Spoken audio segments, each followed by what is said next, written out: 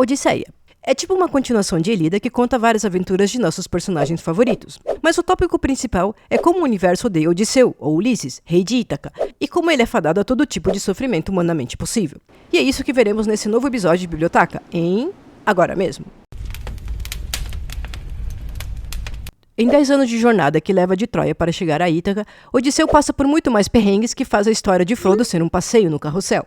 Então, Odisseia inicia 10 anos depois da Guerra de Troia, com nosso amigo que ficou trancafiado em uma ilha por 7 anos, acompanhado somente por uma linda e imortal ninfa chamada Calipso, que nutria uma paixão pelo herói e o impedia de ir embora. Odisseu passava os dias infeliz, pois queria voltar para Ítaca, onde sua querida esposa Penélope o esperava. Também queria se encontrar com seu filho, o príncipe Telêmaco, que não o via desde que era um bebê. Veja que situação tensa. Como se passaram tantos anos, pensava-se que Odisseu já estava morto, o que fez de Penélope a viúva mais cobiçada no reino, com vários pretendentes ficando em seu palácio. Os deuses do Olimpo, em assembleia, decidiram que o herói já havia sofrido o suficiente, então Atena desce à terra para falar com Telêmaco. Disfarçada do melhor amigo de Odisseu, Mentes, ela fala ao jovem: "Ei, cara, seu pai está ainda vivo. Logo ele retornará para cá. É melhor você ir para Pilos e Esparta e perguntar sobre novidades sobre seu pai." Telêmaco, que não é bobo nem nada, desconfia que o amigo do pai era divindade disfarçada, o que o faz acreditar que não era uma fake news.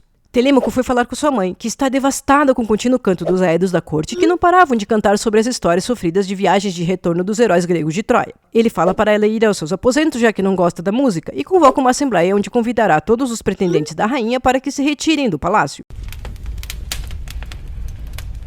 Na Assembleia, Telêmaco reclama que os pretendentes ficavam consumindo toda a ovelha e boi do palácio, sendo que um homem decente simplesmente teria ido ao pai de Penélope para pedir sua mão. E então, enquanto Telêmaco está planejando secretamente sua ida a Pilos e Esparta, Atena lhe aparece novamente, dessa vez de cosplay de Mentor, outro amigo de Odisseu, e o encoraja a seguir viagem. A deusa se disfarça do próprio Telêmaco e reúne um grupo de fiéis guerreiros para irem junto na jornada. A primeira parada é Pilos, reino de Nestor, onde Telêmaco pergunta se tem notícias do pai, ao que Nestor lhe responde que a última vez que o tinha visto foi na guerra, há 9 anos. Agamenon e Menelau haviam brigado, o que levou a uma cisão no exército. Nestor disse ter partido junto com Menelau e seus homens para a Grécia, enquanto Odisseu ficaram com Agamenon mais um dia, e desde então Nestor disse que não soube mais nada dele. O próximo destino seria, portanto, Esparta. Nestor, compadecido com a busca de Telêmaco por seu pai, envia seu próprio filho Pisistrato para acompanhá-lo em sua jornada. Atena, que já havia revelado sua divindade ao se transformar em uma águia, fica de batedora, protegendo a embarcação de Telêmaco.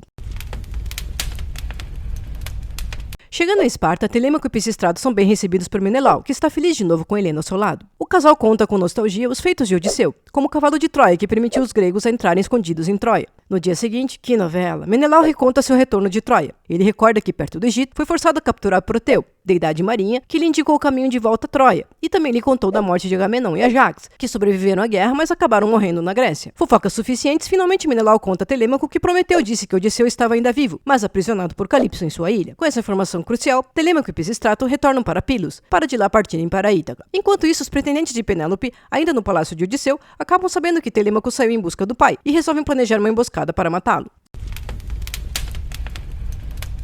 Todos os deuses, exceto Poseidon, reúnem-se novamente no Monte Olimpo para deliberar sobre o destino de Odisseu. Com a defesa de Atena, Zeus manda Hermes falar para Calipso deixar Odisseu ir para casa.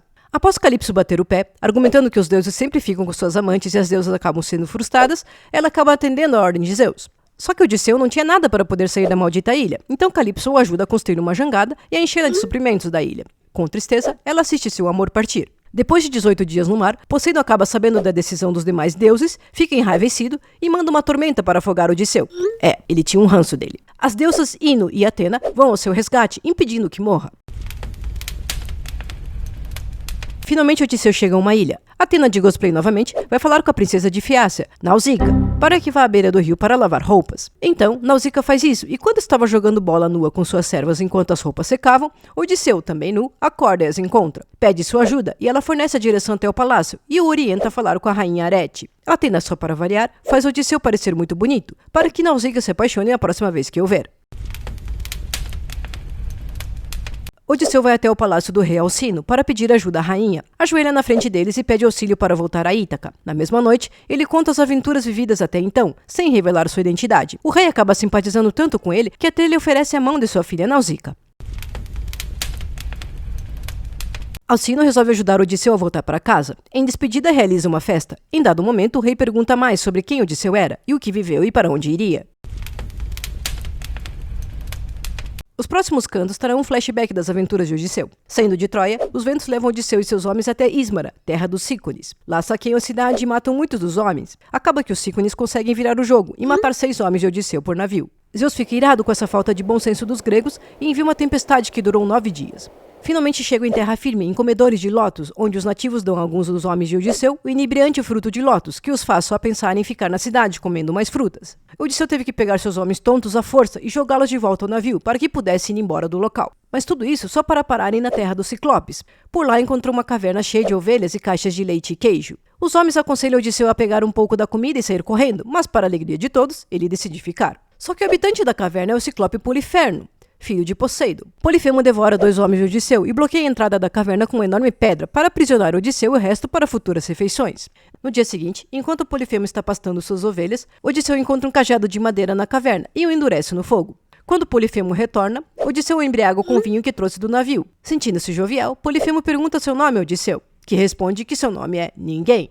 Assim que Polifemo desmaia de intoxicação, Odisseu e um seleto grupo de homens enfia o cajado em brasa em seu olho. Polifemo acorda com um grito, e seus vizinhos vêm ver o que há de errado, mas vão embora assim que ele grita: "Ninguém está me matando!" Quando chega amanhã, Odisseu e seus homens escapam da caverna, sem serem vistos pelo cego Polifemo, agarrando-se às barrigas das ovelhas do monstro enquanto elas saem para pastar. Seguro a bordo de seus navios e também com o rebanho de Polifemo a bordo, Odisseu revela sua verdadeira identidade. Com seus ex-prisioneiros agora fora do alcance, o gigante cego faz uma oração a seu pai Poseidon, pedindo vingança contra Odisseu. O grupo chega à ilha Eólia, onde o simpático rei lhe dá uma bolsa cheia de ventos. Partem em viagem e quando estavam já avistando Ítaca, os tripulantes tontos de Odisseu pensam que a bolsa estava cheia de ouro e idioticamente a abrem. Resultado, um baita tornado que os leva de volta à ilha Eólia. Dessa vez, o rei não os ajuda, por pensar que tamanho azar só poderia ser que os deuses odiassem Odisseu. Então, era melhor não se meter com toda essa história. Próxima parada, Ilha de Lestrigônia, habitada por gigantes canibais que querem servir Odisseu e sua trupe como jantar. Quando os gigantes comem parte da tropa, Odisseu bate em retirada mais rápido que a velocidade da luz. Então, vão parar em Eana, terra da deusa feiticeira Circe, que acaba por embebedar e transformar parte dos homens de Odisseu em porcos. Quando Odisseu vai resgatá-los, Hermes disfarçado fala para ele comer uma erva chamada mole, para que se proteja contra Circe. Bem, acaba que Odisseu consegue vencer Circe e a faz com que transforme os porcos em seus homens de novo. E também vira amante de Circe, e ele e sua trupe ficam na ilha vivendo em luxo por um ano. Até que seus homens meio que, será assim que não é hora de voltar? Odisseu pergunta a Circe qual é o caminho para Ítaca, ao que ela lhe responde que devem ir ao Hades, a terra dos mortos, para falar com o espírito de Tiresias, um profeta cego que poderia lhes mostrar o caminho de casa. Então Odisseu e seus homens partem para o Hades. Antes faz um ritual esquisito e atrai uma porrada de espíritos até que Tiresias aparece a eles. E aí Odisseu, Poseidon quer mais que você se ferre, mas desde que você não mexa com o gado do deus Hélio em Trinácia, você chegará a casa e depois fará outra viagem para apaziguar Poseidon. É isso, fui. Mais ou menos assim. Na sequência, Odisseu tem uns encontros emocionantes com alguns dos amigos que já estavam mortos. Agamenon, Aquiles e Patroclo. O rei Minos, o caçador Órion, Hércules, mas não consegue falar com o grande Ajax, que tinha tirado sua vida por conta de uma aposta que perdeu para Odisseu. Também testemunha a punição de Sísifo, lutando eternamente para empurrar uma pedra sobre uma colina apenas para vê-la rolar de volta para baixo sempre que chega ao topo. Vê Tântalo agonizando pela fome e pela sede. Tântalo está sentado em uma piscina de água coberta por cachos de uvas, mas sempre que ele tenta alcançar as uvas, elas se erguem fora do alcance, e sempre que ele se abaixa para beber, a água escoa. Odisseu logo se vê cercado por almas que desejam perguntar sobre seus parentes no mundo acima. Fica assustado, corre de volta para seu navio e imediatamente navega para longe. Aí Odisseu retorna para Eana, e Circe desenha a rota de volta para Ítaca. Só que o caminho é densamente habitado por monstros, para surpresa de zero pessoa. Assim, chegam primeiramente na Ilha das Sereias, que cantam tão lindamente que qualquer um que as ouça fica encantado a ponto de pular das embarcações e nadar até a morte. Então, enche os ouvidos de cera de abelha para não os ouvirem cantando. Mas Odisseu quer ouvi-las, portanto manda que o amarre ao mastro para que não faça nenhuma bobagem. Mesmo que o herói fique gritando para soltá-lo, os demais não conseguem ouvi-lo e, portanto, não o soltam. Depois de passarem pela Ilha das Sereias, Odisseu e seus homens devem navegar pelos estreitos entre Sila e Caríbides. Sila é um monstro de 6 cabeças, que quando os navios passam, engole um marinheiro por cada cabeça. Já Caríbides é um enorme redemoinho que ameaça engolir o navio inteiro. Conforme instruído por Circe, Odisseu mantém seu curso firme contra os penhascos do covil de Sila. Enquanto ele e seus homens encaram Caríbides do outro lado do estreito, as cabeças de Sila descem e engolem 6 dos marinheiros. Bom, o lado positivo é que ela ficou de barriga cheia e não comeria mais ninguém. Finalmente encontram Trinácia, onde, apesar dos protestos baseados na profecia de Odisseu, eles pousam e descansam durante a noite. Mas então, Zeus os deixa presos na ilha por mais um mês. Nesse ponto, a comida que Circe lhes deu começa a acabar, e Euríloco, um membro da tripulação um tanto rebelde, que inexplicavelmente sobreviveu a tudo até esse ponto, dá a ideia. Ei, e se sacrificarmos uma dessas lindas vacas douradas aos deuses? Nós poderíamos comê-la e depois deixar a ilha. Odisseu diz, espere, puxa. Tiresias disse alguma coisa sobre vacas. E Euríloco, ops, tarde demais, parece que matei uma delas. E assim, quando finalmente zarpam, Zeus atinge o navio com um raio. O barco explode, toda a tripulação morre e Odisseu fica agarrado a uma única madeira do barco, silenciosamente contemplando as águas e refletindo onde foi que as coisas deram errado. Já se diz que nada é tão ruim que não possa piorar, então Zeus envia um vento para soprar Odisseu de volta para Caríbides, que come o resto do barco. Algumas horas depois, quando Caríbides vomita a madeira, Odisseu pula nela e rema para fora dali. 9 dias depois, consegue chegar na costa da ilha de Calipso. E o resto é história. Então, Odisseu termina de contar sua história e o rei fala, caramba, mano, você quer um barco? Mais ou menos assim. E Odisseu aceita ajuda. Assim, o rei lhe dá uma embarcação e uma tripulação, junto com algumas toneladas de tesouros finos, e Odisseu tirou um cochilo merecedor durante todo o caminho de volta para Ítaca. E esse é o fim. Ele voltou para Ítaca e todos foram felizes para sempre. Só que não, ainda temos toda a metade do livro. Odisseu finalmente está em casa em Ítaca, mas há um pequeno problema. Os pretendentes ainda estão em seu quintal. Mas espere, não se aflijam. Atena, como sempre, tem um plano. Ela o disfarça magicamente como um velho mendigo. Em seguida vai para Esparta para trazer Telêmaco para casa para se reunir com o pai. Odisseu, agora disfarçado, sai para falar com um leal pastor de porcos. Nesse canto, o leal pastor Eumeu oferece abrigo a Odisseu disfarçado de velhinho e passa um tempo conversando. Em Esparta, Atena diz para Telêmaco voltar para casa. Então Telêmaco zarpa para casa junto com vários presentes de Menelau e Helena. E ele também está acompanhado por esse cara, Teoclímeno, que é um profeta e fugitivo de Argos. Enquanto Odisseu e o pastor de porcos conversam, Telêmaco e Teoclímeno chegam a Ítaca. Sabendo que o palácio não é necessariamente seguro para nenhum deles, imediatamente vão para a casa do simpático pastor de porcos. E Telêmaco pergunta como estão as coisas no palácio, ao que o pastor lhe responde, ainda está bem ruim. E Telêmaco, que bom, nada mudou. Atena decide que já é hora da revelação e arranca a ilusão de Odisseu.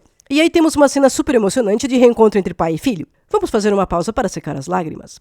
A seguir, Odisseu e Telêmaco começam a planejar a vingança contra os pretendentes. Enquanto isso, de volta ao palácio, Penélope e os pretendentes, parece nome de banda, né? Descobrem pelo pastor de porcos que Telêmaco está de volta e os pretendentes ficam surpresos, cochichando que as emboscadas falharam. E Penélope, o quê? Como ousam planejar matar meu filho? E eles desmentem e ela fala, ok então.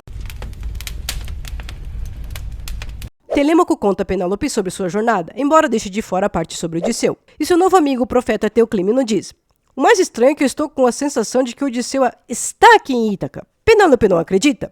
Enquanto isso, Odisseu de cosplay de mendigo e o pastor de porcos vão para o palácio, onde Odisseu é imediatamente reconhecido pelo seu velho cão Argos, que estava debilitado e maltratado. Odisseu não poderia cumprimentá-lo por causa do disfarce, e teve que passar reto pelo doguinho, derramando uma lágrima. Que história mais apaixonante, né? Então, o cachorro morre.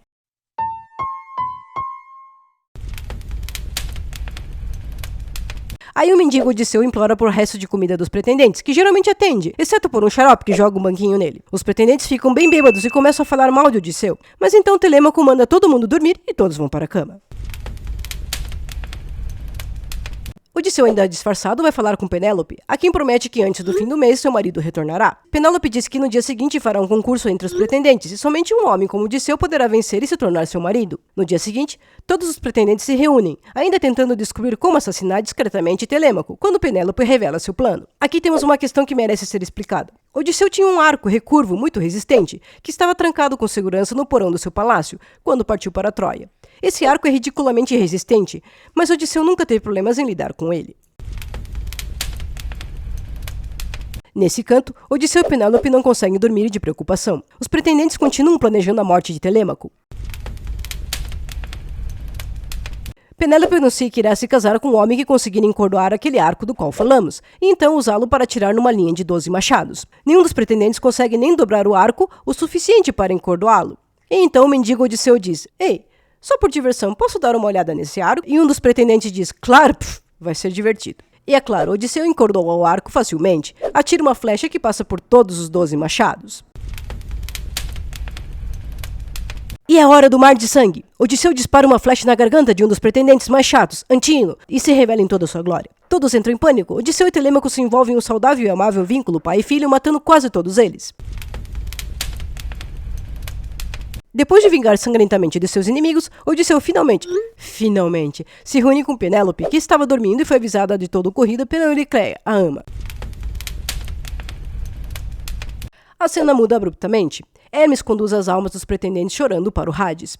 De volta a Ítaca, Odisseu viaja para a fazenda de Laerte, seu pai. Descobre que Laerte envelheceu prematuramente devido à tristeza por seu filho e sua esposa. Ele não reconhece Odisseu, que não se revela imediatamente. Mas quando Laerte começa a chorar com lembrança do seu filho, Odisseu joga seu braço em volta dele e o beija. Ele prova sua identidade com a cicatriz e com suas memórias das árvores frutíferas que Laerte lhe deu quando era um garotinho. Ele conta a Laerte como se vingou dos pretendentes. Laertes e Odisseu almoçam juntos. Enquanto comem, a deusa Rumor voa pela cidade espalhando a notícia do massacre do palácio. Os pais dos pretendentes realizam uma assembleia, na qual avaliam como responder. Eupite, o pai de Antino, encoraja os pais a buscar vingança contra Odisseu. Seu pequeno exército rastreia Odisseu até a casa de Laerte, mas Atena, disfarçada novamente de mentor, decide pôr fim à violência. O pai de Antino é o único morto, derrubado por uma das lanças de Laerte. Atena faz os Ítacos esquecerem o massacre de seus filhos e reconhecerem Odisseu como rei. A paz então é restaurada. E aí sim, todos viveram felizes para sempre.